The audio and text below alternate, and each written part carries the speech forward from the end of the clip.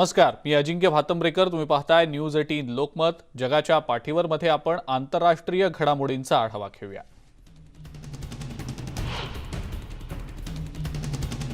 अमेरिकेमध्ये कोरोनाचा उद्रेक पुन्हा वाढलाय. सध्या डेल्टा व्हेरिएंटमुळे कोरोना रुग्णसंख्येत वाढ होतीये आणि लसीकरणाचा वेग मात्र मंदावला गेल्याचं दिसतंय. विशेषतः देशाच्या दक्षिणेकडील तसंच ग्रामीण आणि पुराणमतवादी भागांमध्ये लसीकरणाचं प्रमाण अजूनही कमीच असल्याचं दिसतंय. हवाई आणि ऑरेगॉन सारख्या राज्यांमध्ये कोरोना रुग्णांची हॉस्पिटलमध्ये दाखल होण्याची संख्याही वाढतीये. या राज्यांमध्ये कोरोनाचं प्रमाण कमी होण्यात बऱ्यापैकी यश मिळालेलं होतं.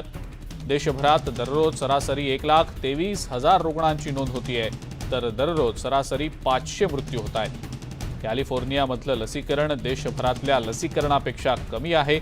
तिथेही हॉस्पिटलमध्ये दाखल होणाऱ्या रुग्णांच्या संख्येत पुन्हा एकदा वाढ झालेली आहे.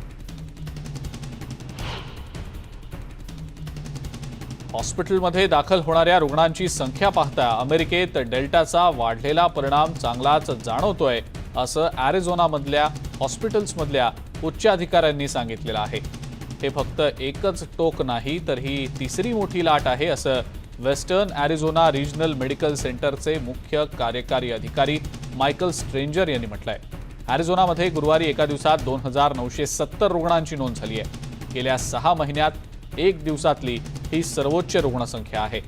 ज्या ठिकाणी रुग्णसंख्या जास्त आहे तिथल्या हॉस्पिटल्समध्ये सरकार नर्सेसना पाठवणार आहेत.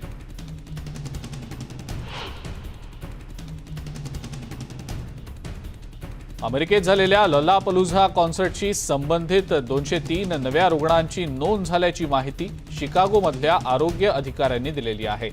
ही रुग्णसंख्या अपेक्षित होती, मात्र कुणीही हॉस्पिटलमध्ये दाखल झालेलं नाही किंवा मृत्यू झालेला नाही, असंही स्पष्ट करण्यात आलेलं आहे. इथं हजारो लोक उपस्थित होते, त्यात काही रुग्ण आढळणं अपेक्षित होतं, असं या अधिकाऱ्यांचं म्हणणं आहे. 2 आठवड्यांपूर्वी ही 4 दिवसांची म्युझिकल कॉन्सर्ट झाली. यावेळेला 3,85,000 लोक उपस्थित होते. महामारीच्या काळात अशा प्रकारची कॉन्सर्ट आयोजित करण्याला विरोधकांकडून जोरदार विरोध झालेला होता. या कॉन्सर्टच्या वेळी प्रचंड गर्दी देखील झालेली होती आणि सार्वजनिक वाहनांमध्ये सुद्धा तुफान गर्दी झाल्याचं बघायला मिळालेलं होतं. त्यातच अगदी कमी लोकांनी मास्क लावलेला होता.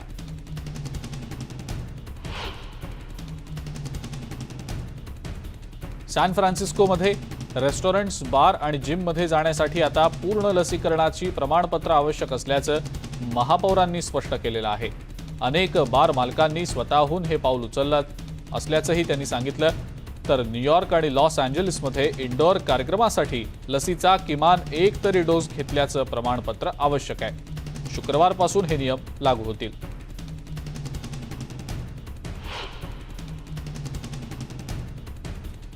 शाळांमधील कोरोना टेस्टिंग वाढावं यासाठी आयडाहोचे गव्हर्नर ब्रॅड लिटल यांनी $30 मिलियन निधी देत असल्याचे आदेश दिल्याचं सांगितलंय. नॅम्पा हायस्कूलमध्ये त्यांनी ही घोषणा केली.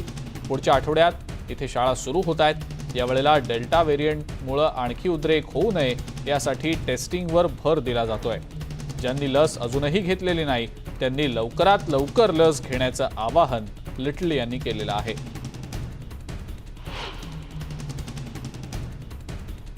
फ्लोरिडामध्ये हॉस्पिटलमधल्या कोरोना रुग्णांची संख्या आता वाढतीये. हॉस्पिटल्सवरचा ताण कमी करण्यासाठी फ्लोरिडाचे गव्हर्नर रॉन डेसँटिस यांनी रॅपिड रिस्पॉन्स युनिट लॉन्च केलंय. यामध्ये मोनोक्लोनल अँटीबॉडीजचा वापर करण्यात आलेला आहे. हे औषध इंजेक्शन किंवा तोंडावाटे दिलं जातं. रेगेनरॉन फार्मास्युटिकल्सच्या वतीनं हे औषध तयार करण्यात आलेलं आहे. लॅबमध्ये तयार करण्यात आलेल्या अँटीबॉडीजचा हा डोस जास्त धोका असणाऱ्या रुग्णांना औषध म्हणून दिला जातोय.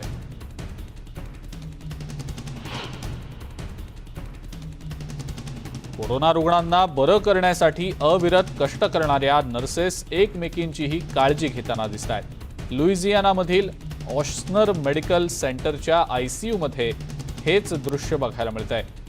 एकमेकांना मेडिकल गाऊन घालायला मदत करणं, औषधं देणं आणि मशीन्स तयार करणं ही कामं न बोलता भरभर केली जातात. संपूर्ण प्रोटेक्टिव्ह किट घातलेल्या या नर्सेसना आता एकमेकांच्या डोळ्यांची भाषा देखील समजू लागलेली आहे. सध्या लोक पटकन आजारी पडतायत. हे दृश्य खरोखरच भीतीदायक आणि वेदनादायक असल्याचं या नर्सेसचं म्हणणं आहे.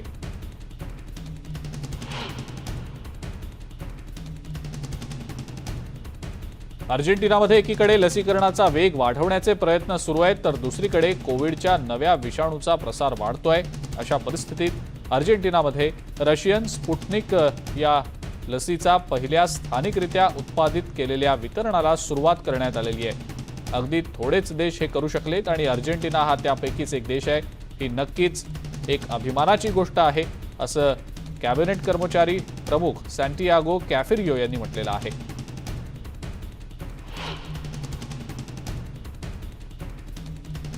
अफगाणिस्तानमधली परिस्थिती बिकट होतीये, त्यामुळे अमेरिकेतून 3000 सैनिक अफगाणिस्तानमध्ये पाठवले जाणार असल्याचं पेंटागॉनचे प्रवक्ते जॉन कर्बी यांनी म्हटलंय.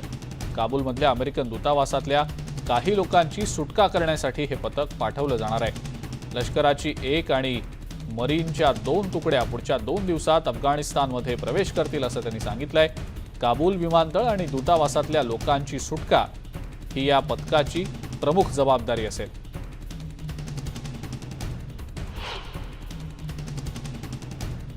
अफगाणिस्तानमधील सुरक्षा व्यवस्था दिवसेंदिवस कमकुवत होत चालल्यानं काबूलमधल्या दूतावासातनं काही कर्मचाऱ्यांना बाहेर काढण्यात मदत करण्यासाठी अमेरिका अतिरिक्त सैन्य पाठवतीये, असं अमेरिकेच्या अधिकाऱ्यांकडून देखील सांगितलं गेलंय. तालिबाननं गुरुवारी अफगाणिस्तानचं 3रं सर्वात मोठं शहर आणि काबूल जवळची एक मोक्याची प्रांतीय राजधानी ताब्यात घेतली आहे.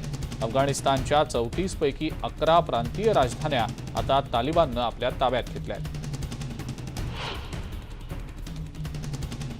काबूलमधल्या अमेरिकन दूतावासात अडकलेल्या कर्मचाऱ्यांना बाहेर काढण्यात मदत करण्यासाठी अमेरिका अतिरिक्त 3000 सैन्याची तुकडी पाठवत असल्याचं अमेरिकन अधिकाऱ्यांनी देखील गुरुवारी स्पष्ट केलंय.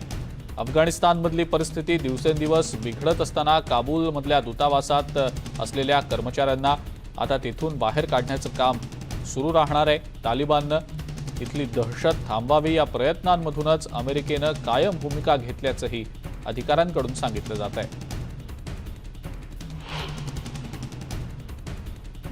तालिबाननं अफगाणिस्तानच्या राजधानीजवळचं 3ऱ्या क्रमांकाचं मोठं शहर ताब्यात घेतल्यानंतर हजारो लोक आपापली घरं सोडून पळून गेल्यानं काबूलमध्ये आता एक मोठं संकट निर्माण झालंय.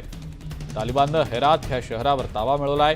काबूल शहर थेट धोक्यात जरी नसलं तरी तालिबानची पकड हळूहळू आणखी घट्ट होत चाललेली आहे. देशाच्या 2/3 भागावर तालिबाननं आता आपलं पूर्णपणे नियंत्रण मिळवलं असून इतरही अनेक प्रांतांमध्ये सरकारी यंत्रणांवर दबाव आणला जातोय. काबूलमधल्या शहर ए नवा या उद्यानात घरं सोडून आलेल्या लोकांनी आता आश्रय घेतलेला आहे. अफगाणिस्तानचा जास्तीत जास्त भूभाग आता तालिबान व्यापत चाललाय आणि ही अत्यंत काळजीची गोष्ट असल्याचं संयुक्त राष्ट्रांचे प्रवक्ते स्टीफन ज्युरिक यांनी म्हटलेलं आहे. हे आता युद्ध शहरी भागामध्ये स्थलांतरित झालंय आणि त्यामुळं नागरी भागाची जास्त हानी होतीये. ही जास्त चिंता वाढवणारी बाब असल्याचंही त्यांनी म्हटलंय. गुरुवारी तालिबाननं काबूल जवळचं आणि अफगाणिस्तानचं 3रं महत्त्वाचं आणि मोठं शहर काबीज केलंय.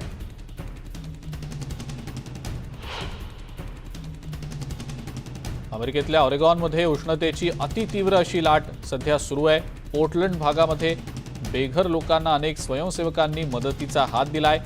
सहसा इथं तापमान सुसह्य असतं, पण जूनमध्ये आलेल्या उष्णतेच्या लाटेमुळे ऑरेगॉन, वॉशिंग्टन आणि ब्रिटिश कोलंबिया भागामध्ये शेकडो लोकांना आपला जीव गमवावा लागला होता.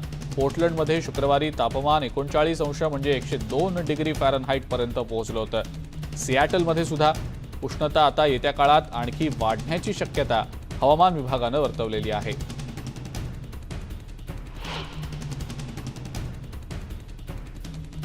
इटलीमध्येही सध्या उष्णतेची प्रचंड मोठी लाट आलेली असून गुरुवारी नोंदवलेल्या तापमानानं आतापर्यंतचे उष्णतेचे सगळे रेकॉर्ड मोडलेले आहेत. इटालियन आरोग्य मंत्रालयानं आता रोम आणि पेनिन्सुलासह इतर 8 शहरांना उष्णतेच्या लाटेबाबतचा रेड अलर्ट जारी केला आहे. इटलीतल्या नागरी सुरक्षा विभागानं कोलॉसियम आणि सेंट अँजेलो कॅसलजवळ 2 निवारा केंद्र उभारली आहेत. नागरिकांना आणि पर्यटकांना थंड पाण्याची सोय करून देण्यात आलेली आहे. राजधानी रोममधल्या राष्ट्रीय आरोग्य सुरक्षा अधिकारी वयोवृद्ध नागरिकांना फोन करून त्यांच्या तब्येतीविषयीची, प्रकृतीविषयीची माहिती घेत आहेत.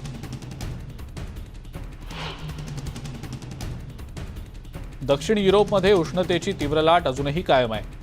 क्रोएशिया आणि मॉन्टेनेग्रोमध्ये वणवा विझवण्याचे अग्निशमन दलाचे कर्मचारी अथक प्रयत्न करतायत.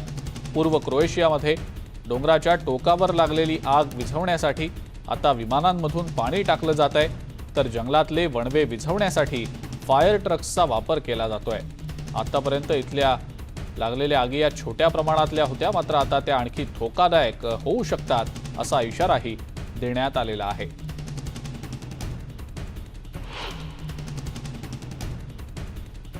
अमेरिकेच्या मिशिगनमध्ये झालेल्या मुसळधार पावसामुळे काही भागांमध्ये पूरस्थिती आहे.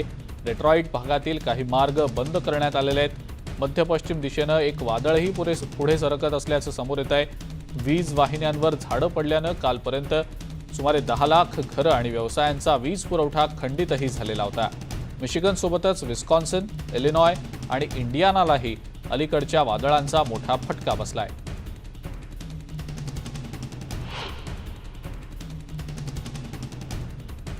ग्रीसमध्ये लागलेल्या वणव्यामुळे अनेक प्राण्यांनाही गंभीर जखमा झालेल्या आहेत. असे जखमी झालेले असंख्य प्राणी सध्या ग्रीसमधल्या अनेक प्राणी निवारा केंद्रांमध्ये आणले जात आहेत. लागलेल्या या वणव्यामुळे वनसंपदा तर नष्ट होतीच आहे, शिवाय अनेक पशुपक्ष्यांचाही मृत्यू झालाय.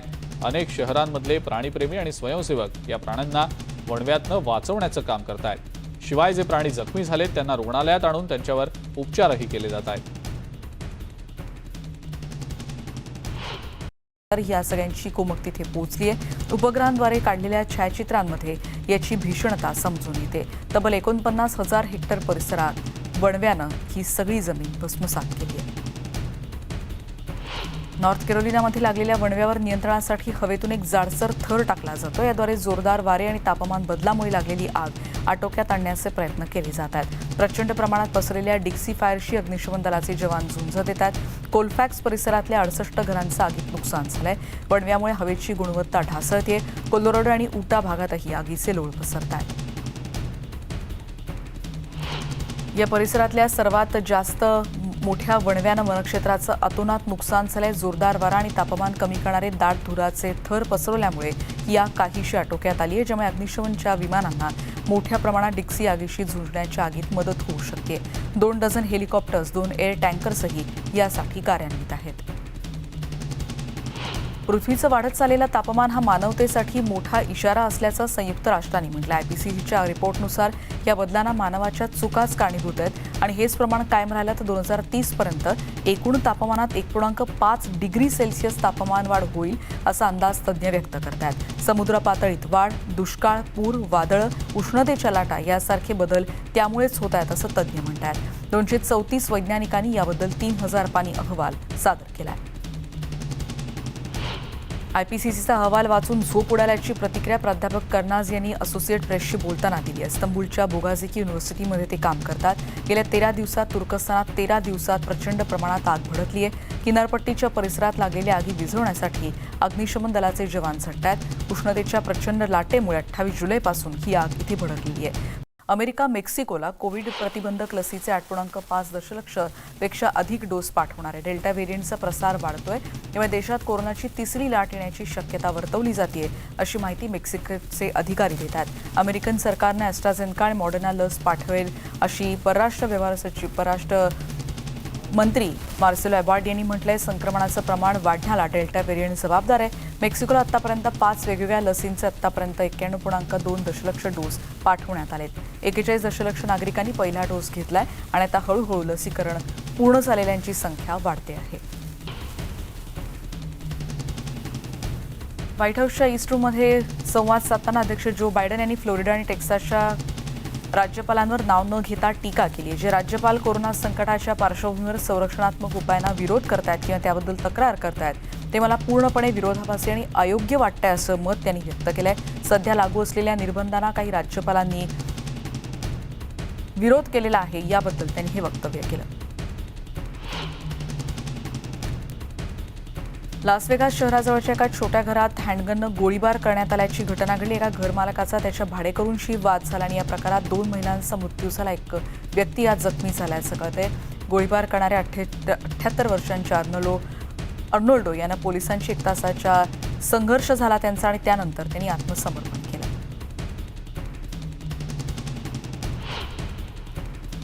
क्युबाच्या शास्त्रज्ञांनी मंगळवारी अमेरिकेचे अध्यक्ष जो बायडन यांच्यासाठी एका खुल्या पत्रावर स्वाक्षर केली. अलीकडेच त्यांनी कोरोना प्रतिबंधकासाठी क्युबानं काही प्रश्न उपस्थित केले होते, त्याबद्दल नाराजी व्यक्त केली होती आणि इथे 13 दशलक्ष डोस तयार करण्यात आलेत. मुलं आणि गर्भवती महिलांचं लसीकरण याआधीच इथे सुरू झालंय. सप्टेंबरपर्यंत 100% लोकसंख्येचं लसीकरण पूर्ण होईल अशी अपेक्षा आहे.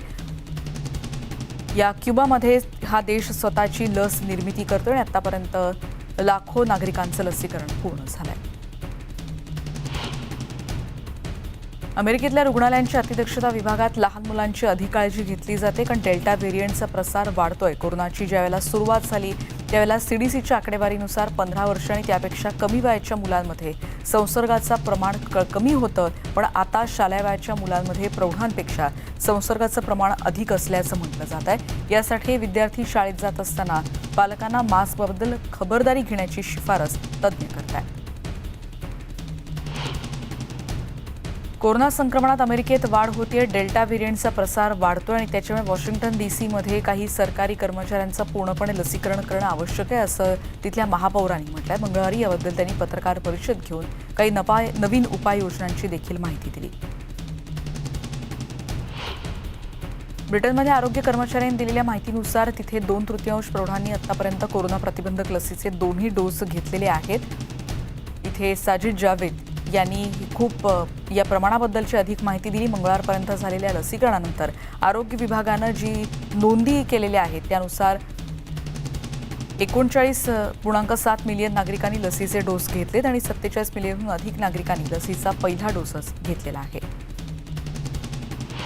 बांगलादेशमधल्या रोहिंग्या निर्वासितांना कोरोना लसीचा पहिला डोस द्यायला सुरुवात करण्यात आलेली आहे. जवळपास 10 लाख रोहिंग्या निर्वासित राहत असलेल्या छावण्यांमध्ये कोरोना प्रादुर्भाव वाढतोय, त्यामुळे प्रतिबंधात्मक उपाययोजनांना सुरुवात करण्यात आली आहे. इथली परिस्थिती नियंत्रणात आणण्यासाठी तातडीनं लसीकरण करायला सुरुवात झाली आहे. बांगलादेशमध्ये डेल्टा व्हेरियंटचा प्रभाव वाढतोय. कोरोनाबाधितांचा दररोजचा आकडा 20,000पर्यंत गेलाय. जवळपास 200 जणांचा मृत्यू ओढवलाय. जर्मनीमध्ये ऑक्टोबरपासून मोफत कोरोना चाचणीची सुविधा बंद केली जाणार आहे. नागरिकांना लसीकरणासाठी प्रोत्साहन देण्याचा यामागे हेतू आहे असं सरकारकडून सांगण्यात आलंय. जर्मनीच्या नागरिकांसाठी पुरेसा लससाठा आहे आणि अर्ध्याहून अधिक नागरिकांचं लसीकरण पूर्णही झालंय. कोरोनाशी मुकाबला करण्यासाठी या लसी सक्षम आहेत असं चान्सलर अँगेला मर्कल यांनी म्हटलंय. लसीकरणाचं प्रमाण खूप कमी झाल्याची चिंता त्यांनी व्यक्त केली. मंगळवारी 16 राज्यांच्या राज्यपालांशी संवाद साधल्यानंतर त्या बोलत होत्या. नायजेरियाचे 19,000 डॉक्टर्स संपावर गेलेत. कोरोना संकट सुरू झाल्यापासून चौथ्यांदा अशा प्रकारे डॉक्टर्स संपावर गेलेत अशी माहिती कळतेय. अनेकांना गेल्या काही महिन्यांपासून पगारच मिळालेला नाहीये. डॉक्टर्स संपावर गेल्यामुळे सरकारी हॉस्पिटलच्या आरोग्य व्यवस्थेवर ताण येतोय. डेल्टा व्हेरियंटचं संक्रमण वाढत असतानाच्या काळात डॉक्टर्स संपावर गेलेत, त्यामुळे ताण वाढलाय. डॉक्टर्स नसल्यानं अनेक रुग्णांना परतावं लागतंय. आता इतरही बातम्या आपण बघणार आहोत. बोलिव्हियामध्ये सांताक्रूज परिसरामध्ये लागलेल्या वणव्यात 62,000 हेक्टरचं नुकसान झाल्याची माहिती अधिकाऱ्यांनी दिली आहे. रोबेरो आणि मतियास भागामध्ये आगीचा मोठा फटका बसलाय.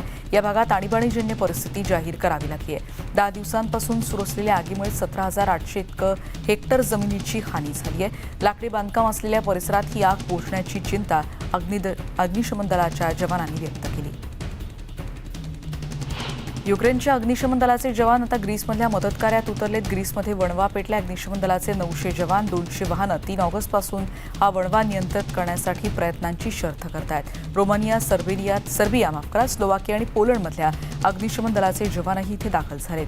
ग्रीसनं केलेल्या मदतीच्या आवाहनानंतर या सगळ्यांची कुमक तिथे पोहोचली आहे. उपग्रहांद्वारे काढलेल्या छायाचित्रांमध्ये याची भीषणता समजून येते. तब्बल 49,000 हेक्टर परिसरात वणव्यानं ही सगळी जमीन भस्मसात केली आहे.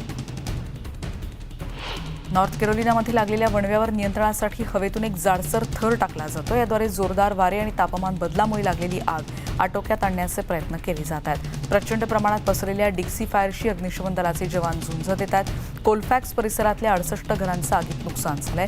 वणव्यामुळे हवेची गुणवत्ता ढासळते. कोलोराडो आणि उटा भागातही आगीचे लोळ पसरत आहेत. या परिसरातल्या सर्वात जास्त मोठ्या वणव्यानं वनक्षेत्राचं अतोनात नुकसान झालंय. जोरदार वारा आणि तापमान कमी करणारे दाट धुराचे थर पसरवल्यामुळे ही आग काहीशी आटोक्यात आली आहे, ज्यामुळे अग्निशमनच्या विमानांना मोठ्या प्रमाणात डिक्सी आगीशी झुंजण्याच्या आगीत मदत होऊ शकते. 2 डझन हेलिकॉप्टर्स, 2 एअर टँकर्सही यासाठी कार्यान्वित आहेत. पृथ्वीचं वाढत चाललेलं तापमान हा मानवतेसाठी मोठा इशारा असल्याचं संयुक्त राष्ट्रांनी म्हटलं आहे. IPCCच्या रिपोर्टनुसार या बदलांना मानवाच्या चुकाच कारणीभूत आहेत आणि हेच प्रमाण कायम राहिलं तर 2030 पर्यंत एकूण तापमानात 1.5 डिग्री सेल्सिअस तापमान वाढ होईल असा अंदाज तज्ज्ञ व्यक्त करतात. समुद्र पातळीत वाढ, दुष्काळ, पूर, वादळं, उष्णतेच्या लाटा यासारखे बदल त्यामुळेच होत आहेत असं तज्ज्ञ म्हणतात. 234 वैज्ञानिकांनी याबद्दल 3000 पानी अहवाल सादर केला आहे. IPCCचा अहवाल वाचून झोप उडाल्याची प्रतिक्रिया प्राध्यापक कर्नाज यांनी असोसिएट प्रेसशी बोलताना दिली आहे. इस्तंबूलच्या बोगाझिकी युनिव्हर्सिटीमध्ये ते काम करतात. गेल्या 13 दिवसात तुर्कस्तानात 13 दिवसात प्रचंड प्रमाणात आग भडकली आहे. किनारपट्टीच्या परिसरात लागलेल्या आगी विझवण्यासाठी अग्निशमन दलाचे जवान झटतात. उष्णतेच्या प्रचंड लाटेमुळे 28 जुलैपासून ही आग इथे भडकलेली आहे. अमेरिका मेक्सिकोला कोविड प्रतिबंधक लसीचे 8.5 दशलक्ष पेक्षा अधिक डोस पाठवणार आहे. डेल्टा व्हेरियंटचा प्रसार वाढतोय, त्यामुळे देशात कोरोनाची तिसरी लाट येण्याची शक्यता वर्तवली जाते अशी माहिती मेक्सिकोचे अधिकारी देतात. अमेरिकन सरकारने ॲस्ट्राझेनेका आणि मॉडर्ना लस पाठवेल अशी परराष्ट्र मंत्री मार्सेलो एबार्ड यांनी म्हटलंय. संक्रमणाचं प्रमाण वाढण्याला डेल्टा व्हेरियंट जबाबदार आहे. मेक्सिकोला आतापर्यंत 5 वेगवेगळ्या लसींचे आतापर्यंत 91.2 दशलक्ष डोस पाठवण्यात आलेत. 41 दशलक्ष नागरिकांनी पहिला डोस घेतलाय आणि आता हळूहळू लसीकरण पूर्ण झालेल्यांची संख्या वाढते आहे. व्हाईट हाऊसच्या ईस्ट रूममध्ये संवाद साधताना अध्यक्ष जो बायडन यांनी फ्लोरिडा आणि टेक्सासच्या राज्यपालांवर नाव न घेता टीका केली आहे. जे राज्यपाल कोरोना संकटाच्या पार्श्वभूमीवर संरक्षणात्मक उपायांना विरोध करतायत किंवा त्याबद्दल तक्रार करतायत ते मला पूर्णपणे विरोधाभासी आणि अयोग्य वाटतंय असं मत त्यांनी व्यक्त केलंय. सध्या लागू असलेल्या निर्बंधांना काही राज्यपालांनी विरोध केलेला आहे याबद्दल त्यांनी हे वक्तव्य केलं. लास वेगास शहराजवळच्या एका छोट्या घरात हँडगननं गोळीबार करण्यात आल्याची घटना घडली. एका घरमालकाचा त्याच्या भाडेकरूंशी वाद झाला आणि या प्रकारात 2 महिलांचा मृत्यू झाला. एक व्यक्ती आज जखमी झाल्याचं कळतंय. गोळीबार करणाऱ्या 78 वर्षांच्या अर्नोल्डो यांना पोलिसांशी 1 तासाचा संघर्ष झाला त्यांचा आणि त्यानंतर त्यांनी आत्मसमर्पण केलं.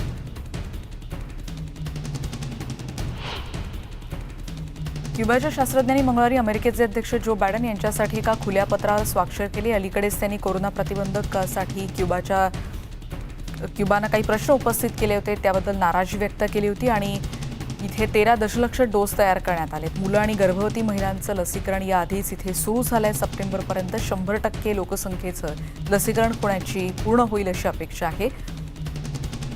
या क्युबामध्ये हा देश स्वतःची लस निर्मिती करतोय आणि आतापर्यंत लाखो नागरिकांचं लसीकरण पूर्ण झालंय. अमेरिकेतल्या रुग्णालयांच्या अतिदक्षता विभागात लहान मुलांची अधिक काळजी घेतली जाते कारण डेल्टा व्हेरियंटचा प्रसार वाढतोय. कोरोनाची ज्यावेळेला सुरुवात झाली त्यावेळेला CDCच्या आकडेवारीनुसार 15 वर्ष आणि त्यापेक्षा कमी वयाच्या मुलांमध्ये संसर्गाचं प्रमाण कमी होतं, पण आता शालेय वयाच्या मुलांमध्ये प्रौढांपेक्षा संसर्गाचं प्रमाण अधिक असल्याचं म्हटलं जात आहे. यासाठी विद्यार्थी शाळेत जात असताना पालकांना मास्कबद्दल खबरदारी घेण्याची शिफारस तज्ज्ञ करतात. कोरोना संक्रमणात अमेरिकेत वाढ होतीये. डेल्टा व्हेरियंटचा प्रसार वाढतोय आणि त्याच्यामुळे वॉशिंग्टन DC मध्ये काही सरकारी कर्मचाऱ्यांचं पूर्णपणे लसीकरण करणं आवश्यक आहे असं तिथल्या महापौरांनी म्हटलंय. मंगळवारी याबद्दल त्यांनी पत्रकार परिषद घेऊन काही नवीन उपाययोजनांची देखील माहिती दिली. ब्रिटनमध्ये आरोग्य कर्मचाऱ्यांनी दिलेल्या माहितीनुसार तिथे 2/3 प्रौढांनी आतापर्यंत कोरोना प्रतिबंधक लसीचे 2ही डोस घेतलेले आहेत. इथे साजिद जावेद यांनी खूप या प्रमाणाबद्दलची अधिक माहिती दिली. मंगळवारपर्यंत झालेल्या लसीकरणानंतर आरोग्य विभागानं जी नोंदी केलेल्या आहेत त्यानुसार 39.7 मिलियन नागरिकांनी लसीचे डोस घेतलेत आणि 47 मिलियनहून अधिक नागरिकांनी लसीचा पहिला डोसच घेतलेला आहे. बांगलादेशमधल्या रोहिंग्या निर्वासितांना कोरोना लसीचा पहिला डोस द्यायला सुरुवात करण्यात आलेली आहे. जवळपास 10 लाख रोहिंग्या निर्वासित राहत असलेल्या छावण्यांमध्ये कोरोना प्रादुर्भाव वाढतोय, त्यामुळे प्रतिबंधात्मक उपाययोजनांना सुरुवात करण्यात आली आहे. इथली परिस्थिती नियंत्रणात आणण्यासाठी तातडीनं लसीकरण करायला सुरुवात झाली आहे. बांगलादेशमध्ये डेल्टा व्हेरियंटचा प्रभाव वाढतोय. कोरोनाबाधितांचा दररोजचा आकडा 20,000पर्यंत गेलाय. जवळपास 200 जणांचा मृत्यू ओढवलाय. जर्मनीमध्ये ऑक्टोबरपासून मोफत कोरोना चाचणीची सुविधा बंद केली जाणार आहे. नागरिकांना लसीकरणासाठी प्रोत्साहन देण्यामागे देण्याचा यामागे हेतू आहे असं सरकारकडून सांगण्यात आलंय.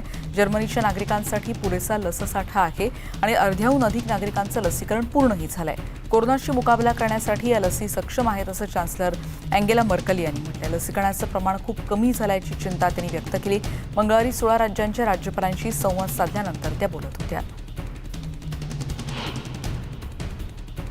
नायजेरियाचे 19,000 डॉक्टर्स संपावर गेलेत. कोरोना संकट सुरू झाल्यापासून चौथ्यांदा अशा प्रकारे डॉक्टर्स संपावर गेलेत अशी माहिती कळतेय. अनेकांना गेल्या काही महिन्यांपासून पगारच मिळालेला नाहीये. डॉक्टर्स संपावर गेल्यामुळे सरकारी हॉस्पिटलच्या आरोग्य व्यवस्थेवर ताण येतोय.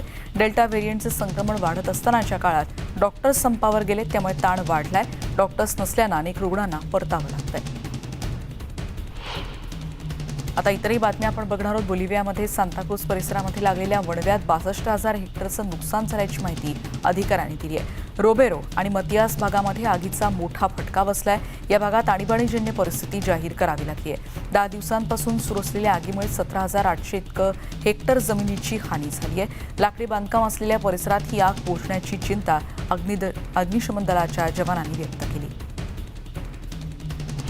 युक्रेनच्या अग्निशमन दलाचे जवान आता ग्रीसमधल्या मदतकार्यात उतरलेत. ग्रीसमध्ये वणवा पेटल्या. अग्निशमन दलाचे 900 जवान, 200 वाहनं 3 ऑगस्टपासून हा वणवा नियंत्रित करण्यासाठी प्रयत्नांची शर्थ करतायत.